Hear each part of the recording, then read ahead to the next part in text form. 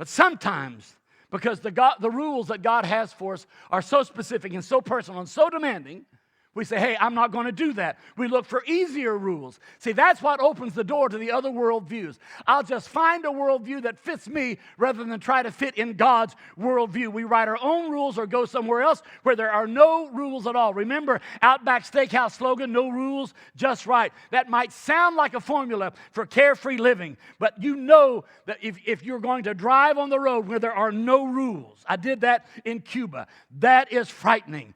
No rules for eating. Just eat anything you want. No rules for drinking. No rules for sex. All of those things are a disaster formula, aren't they? Contrary to such an unruly lifestyle, Jesus told his followers, put God first in your life. Be humble. Take care of the sick and poor. Don't be afraid and don't worry. Love your enemies. Treat others like you want to be treated. And do not sin. Jesus laid these rules out. And here's the thing. He's not trying to limit your quality of life. He's not trying to rob you of joy. He's not trying to keep you from being happy. My favorite is whenever mom or dad gets on the kid real hard and the next person that comes over to visit, they look at that lady and say, I want you to be my mommy.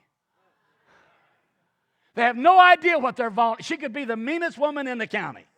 They have no idea what they're saying.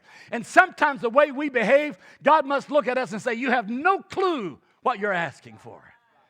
He knows what the fullness of life is like.